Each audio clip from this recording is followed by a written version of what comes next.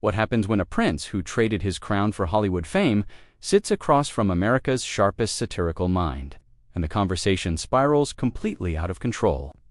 Tonight, we're diving into the most explosive television moment that had security scrambling, producers panicking, and Jon Stewart doing something he's never done before in his decades of hosting: physically removing a guest from his own show.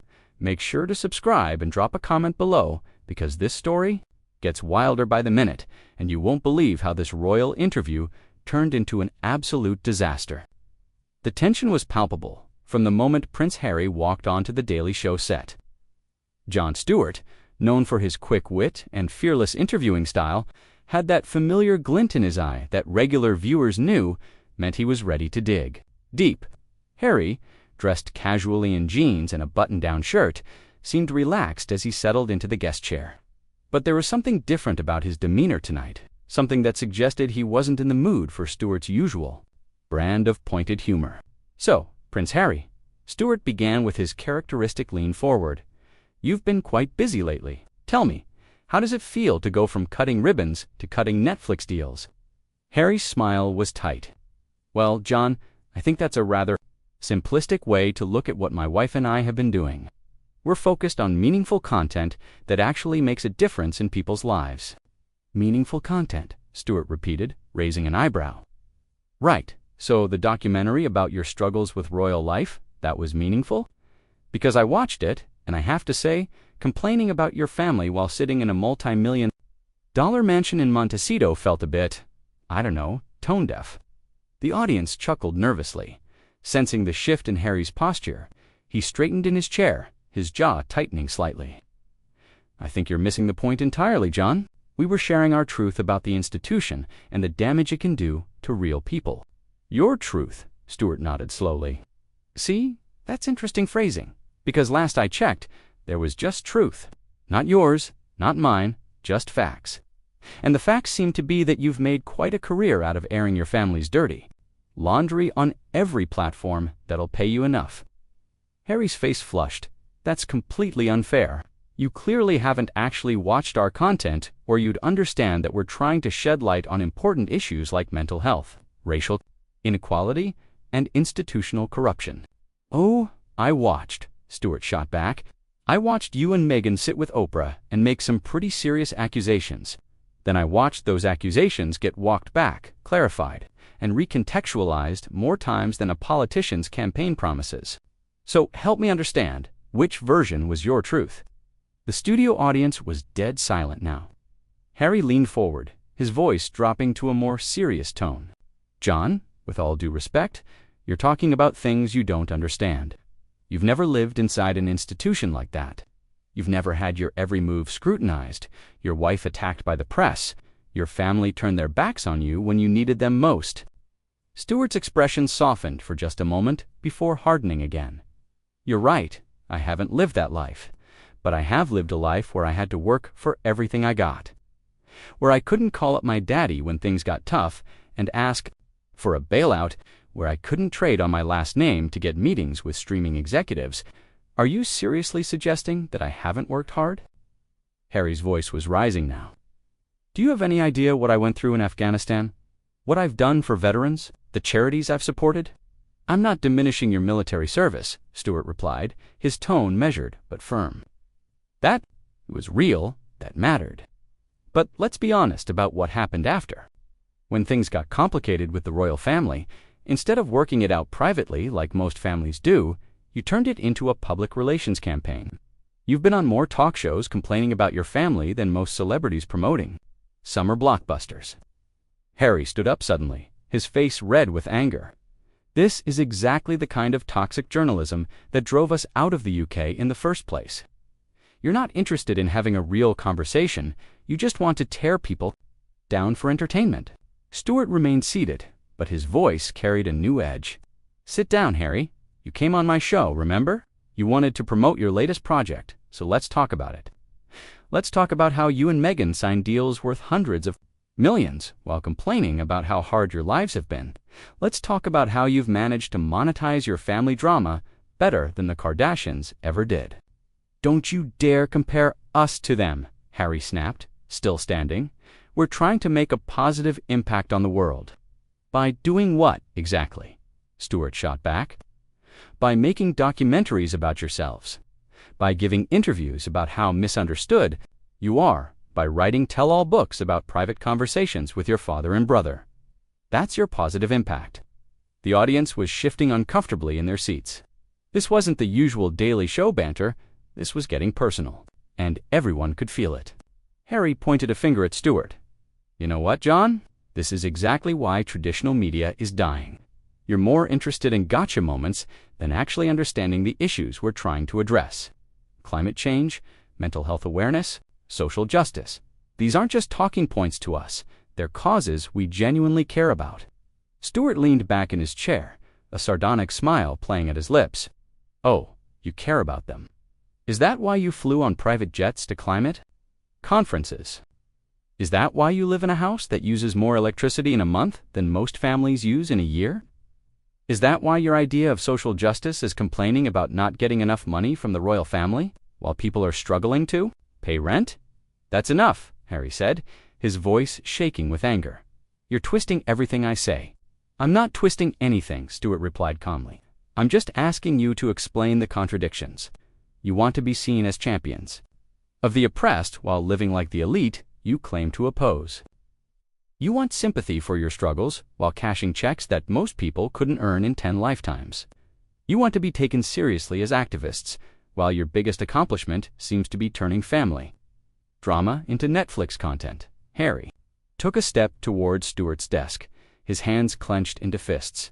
"You have no idea what you're talking about. No idea what we've sacrificed or what we've been through." Stewart finally stood up, meeting Harry's gaze directly. "What you've been through, Harry? You've been through a divorce. Your parents got divorced. It happens to millions of kids every year, and they don't get to cry about it on international television while getting paid millions for the privilege." The words hung in the air like a slap. Harry's face went white, then red, his entire body trembling with rage. The studio audience gasped audibly, some covering their mouths in shock. This had crossed every line of television decorum, and everyone knew it. "How dare you?" Harry whispered, his voice barely audible, but filled with venom. "How dare you trivialize what happened to my mother? She didn't just die in a divorce, Jon. She was killed by the same toxic media culture that you're perpetuating." Right now, Stewart's expression didn't change, but his voice carried a new intensity. "Your mother was a remarkable woman who did incredible work for charity and humanitarian causes. But Harry, she's been gone for over 25 years. At some point, you have to stop using her memory as a shield every time someone questions your choices. A shield." Harry's voice cracked. "You think I use my mother's death as a shield? She was murdered by photographers chasing her through a tunnel because people like you convinced the public they had a right to every detail of her private life." "People like me," Stewart shot back. "Harry, I'm a comedian who makes jokes about politicians. I'm not a paparazzi photographer. I'm not a tabloid editor. And I'm certainly not responsible for what happened to your mother. But you know what? Neither is your father, your brother, or anyone else in your family who you've spent the last few years publicly blaming for every problem in your life." The audience was completely silent now, barely breathing. Security guards had moved closer to the set. Sensing the situation spiraling out of control, Harry stepped even closer to Stewart's desk, his voice rising to a shout. "You want to know what my family did? They threw us to the wolves. When Meghan was being attacked by the press, when she was having suicidal thoughts, when she needed support, they were more concerned about protecting the institution than protecting us. And your solution was to go on television and tell the world about it." Stewart fired back. "Instead of getting her professional help privately, instead of working through family channels, you turned your wife's mental health crisis into a primetime special." "We tried to handle it privately," Harry yelled, slamming his hand on Stewart's desk. "We asked for help. We followed protocol. We did everything they asked us to do, and nothing changed. The attacks got worse, the racism got more blatant, and my family stood by and did nothing." Stewart walked around his desk, now standing directly in front of Harry. "So, you decided to burn it all down. Is that it? If you couldn't get what you wanted, you'd make sure everyone suffered." "We tried to find a middle ground," Harry's voice was hoarse now from shouting. "We wanted to serve the crown part-time, to have some financial independence while still doing our royal duties. They said no, so we left." "You left," Stewart repeated mockingly. "You didn't just leave, Harry. You signed deals worth hundreds of millions of dollars and then spent the next 3 years trashing your family in public. You wrote a book called Spare, where you shared private conversations with your dying grandmother. You told the world about physical fights with your brother. You revealed details about your father's coronation preparations. That's not leaving. That's revenge." Harry was breathing heavily, his fists clenched at his sides. Those stories needed to be told. People needed to understand what that institution really is, how it treats people, how it protects itself at the expense of everyone else. Needed to be told by who? Stewart demanded. By you, the guy who lived in luxury his entire life, who never had to worry about money or housing or healthcare or education. You think you're some kind of whistleblower exposing corruption. You're a privileged man having a very public temper tantrum because your family wouldn't bend the rules for you. You're completely missing the point, Harry screamed, spittle flying from his mouth. This isn't about money or privilege. It's about survival. It's about protecting my wife and children from the same system that killed my mother. Stewart's voice dropped to a deadly calm. Your mother chose to get in a car with a drunk driver. That's what killed her, Harry. Not the royal family, not the media, not some grand conspiracy. A tragic accident caused by poor decisions in a moment of panic. The studio went dead silent. Even the cameras seemed to stop moving. Harry stood frozen for a moment, his mouth open in shock before his face contorted with pure rage. "Get out," Harry said quietly. "Excuse me?" Stewart replied. "I said get out," Harry repeated, his voice getting louder. "This is over. Turn off the cameras. I'm done with this interview." Stewart laughed, a harsh sound that echoed through the stunned studio. "Harry, this is my show. You don't get to tell me to get out. You're the guest here, remember." Harry looked around wildly, as if suddenly remembering where he was. His breathing was labored, his face still flushed with anger. "Then I'm leaving. This interview is over." "No, it's not," Stewart said firmly, moving to block Harry's path to the exit. "You came here to promote your latest project, so let's talk about it. Let's talk about your new documentary series about mental health awareness. Tell me, is it going to feature you and Meghan sitting in another beautiful location, complaining about how hard your lives have been?" "Move," Harry said through gritted teeth. "Answer the question," Stewart pressed. "Is this documentary going to actually help people with mental health issues, or is it going to be another opportunity for you to play the victim while cashing another check?" Harry shoved Stewart aside, not hard enough to hurt him, but forceful enough to make his point. "I said move." Stewart stumbled back a step, his eyes widening in surprise. The security guards immediately moved forward, but Stewart held up a hand. "To stop them? Did you just put your hands on me?" Stewart asked, his voice dangerously quiet. Harry realized what he had done, his anger giving way to panic. "Jon, I didn't mean to. I just wanted to leave." "You assaulted me on my own show," Stewart said, his voice rising. "In front of my audience, my crew, my cameras. You physically pushed me because you didn't like what I was saying about your little media empire." "It wasn't an assault," Harry protested. "I barely touched you. You put your hands on me without permission after I asked you legitimate questions. About your public statements and business deals," Stewart continued, his voice growing louder with each word. "This is exactly the kind of entitled behavior that proves every point I've been making about you." The audience was murmuring now, some people standing up to get a better view of the confrontation.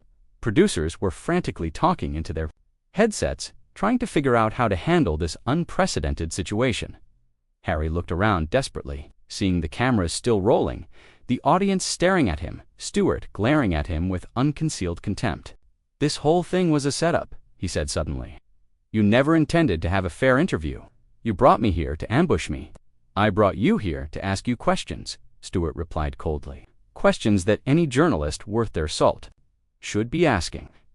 The fact that you can't handle basic scrutiny of your public statements and business deals says everything anyone needs to know about you and your wife."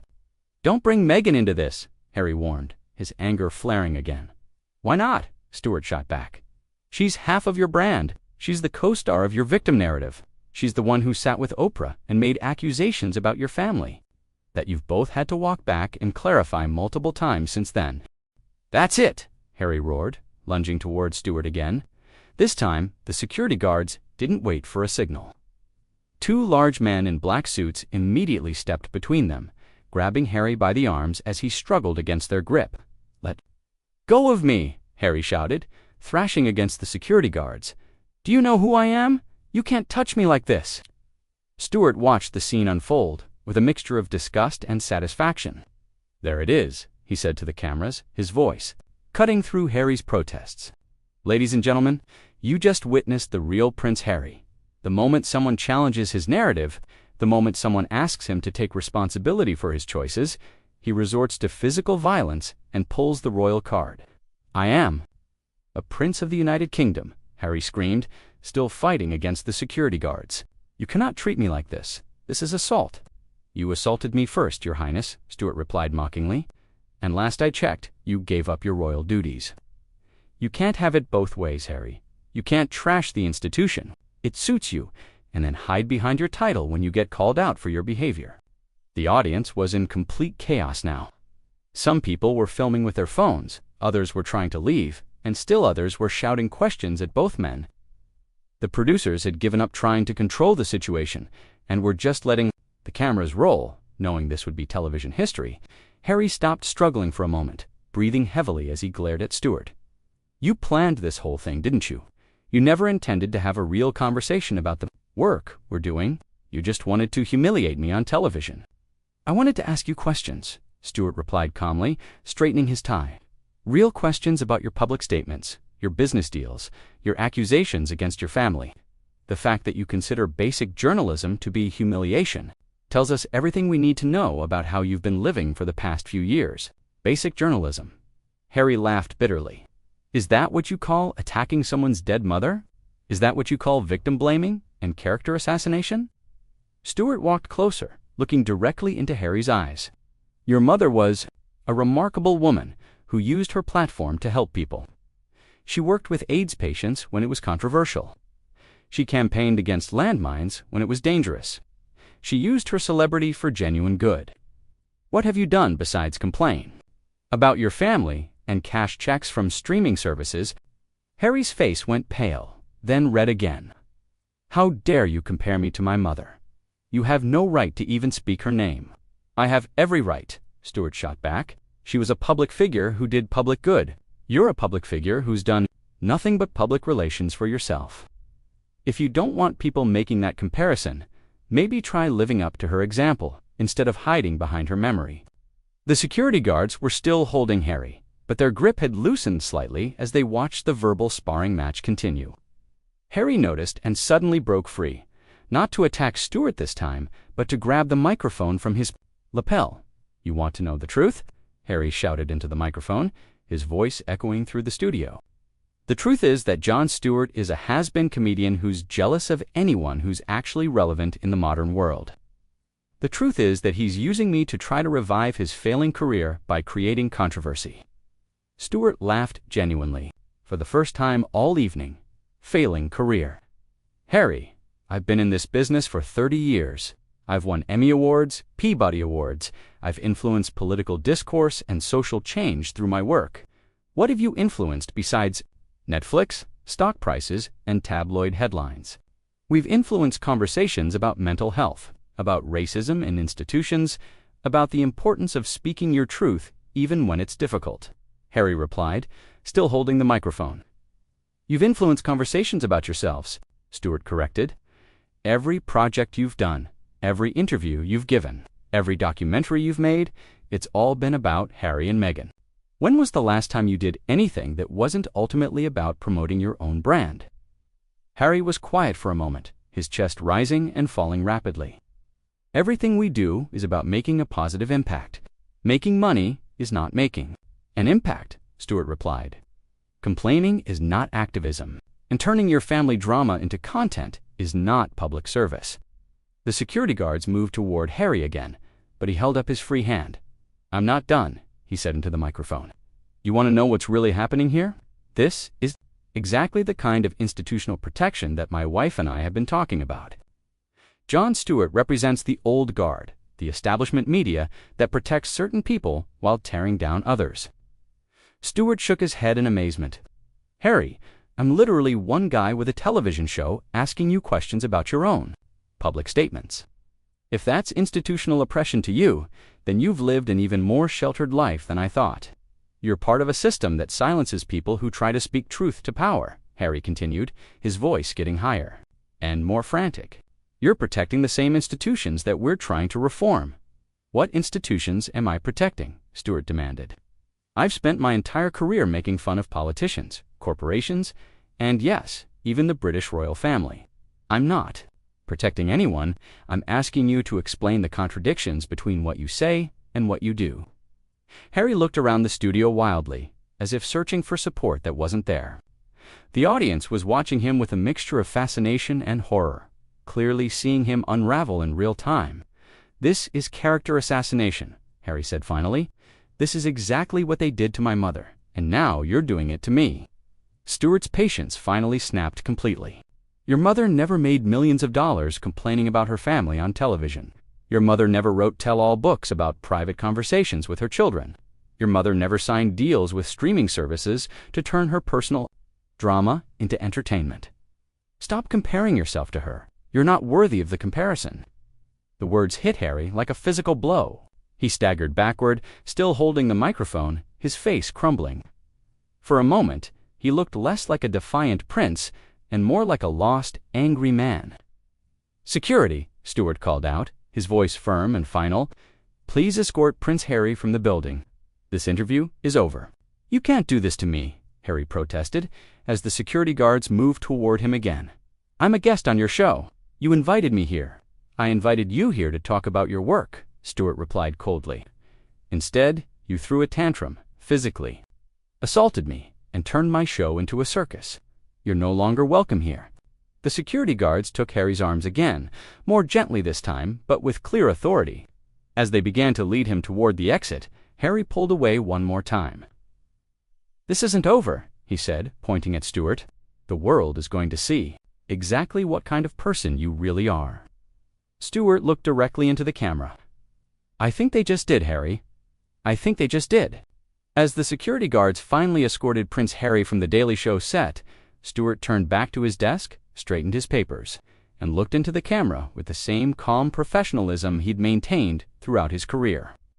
Well, he said with a slight smile, that was certainly something. We'll be right back after this commercial break. The cameras stopped rolling, but the damage was done. In less than 30 minutes, Prince Harry had gone from media darling to public spectacle, and Jon Stewart had just delivered the most brutal takedown in late-night television history. So there you have it, the complete meltdown that had everyone talking. What did you think about Jon Stewart's handling of this situation? Was he too harsh, or did Prince Harry deserve every bit of that verbal beatdown? Drop your thoughts in the comments below, and make sure to subscribe, because we're always bringing you the most shocking moments from the world of entertainment and media. What other celebrity interviews do you think went completely off the rails? Let us know what you want to see next.